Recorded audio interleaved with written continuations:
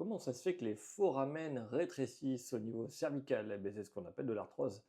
En gros, si tu veux, tu vas perdre de la hauteur de disque. Entre les vertèbres, tu as un disque, tu vas perdre un peu de la hauteur de ce disque-là. Et après, beh, les vertèbres peuvent aussi se déformer, s'aplatir et dépasser sur le côté, tu vois? Devenir comme un, imagine une motte de beurre que tu appuies dessus et ça devient beaucoup plus plat.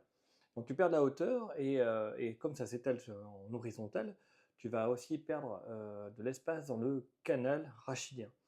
Et les foramen, c'est le petit trou par lequel passe la racine nerveuse, tu vois, qui va sortir du cou, par exemple, entre chaque vertèbre, tu as un petit trou et la racine, elle sort. Mais si la vertèbre s'use par cette forme d'arthrose, eh bien, le diamètre du trou par lequel il va sortir va diminuer et ça peut engendrer des compressions foraminales.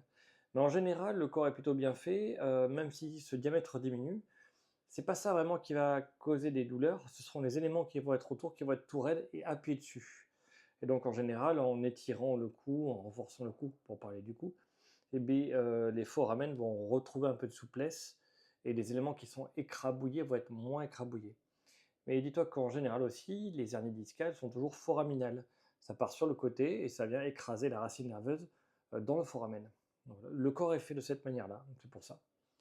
Ouais, c'est constitutionnel.